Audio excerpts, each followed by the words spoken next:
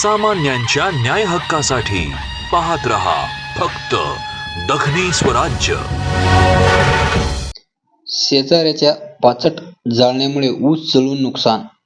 अंबड तालुक्यातील घुंगराडे हदगाव येथील गट क्रमांक 77 मधील शेतकऱ्याच्या शेतामध्ये पाचट जाळण्याच्या प्रक्रियेत अपघाताने शेजारील शेतकरी विष्णू नारायण शिंदे यांच्या शेतातील ऊस जळून मोठे नुकसान झाले आहे। मिळालेल्या माहितीनुसार पाचट जाळताना आगीवर नियंत्रण राहिले नाही, ज्यामुळे शेजारील शिंदे यांच्या ऊसाच्या शेतात आग पसरली। शेतकऱ्याने आग आटोक्यात आणण्याचा प्रयत्न केला, परंतु आग मोठ्या प्रमाणात पसरल्याने ऊसाचे संपूर्ण नुकसान झाले। या घटनेत सुमारे 4 एकर ऊस जळून खाक झाला असून शेतकऱ्याचे आर्थिक नुकसान झाले आहे।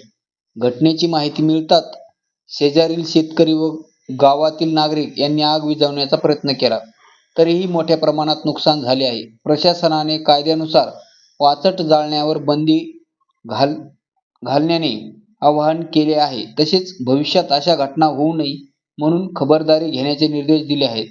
यावेळी शेतकरी भगवान शिंदे, विष्णू शिंदे, तुकाराम मोटे, मोहम्मद पठाण, सद्दाम पठाण, माऊली दोबोले, अशोक दोबोले, तुकाराम कांबळे, अक्षय मस्के, गजानन बिर्ले, गणेश बिर्ले, किशोर दोबोले, गणेश दोबोले तसेच आदी शेतकऱ्यांनी आग विझवण्यासाठी मदत केली।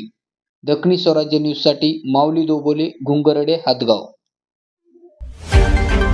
सामान्यांच्या न्याय हक्कासाठी पाहत रहा फक्त दखनी स्वराज्य।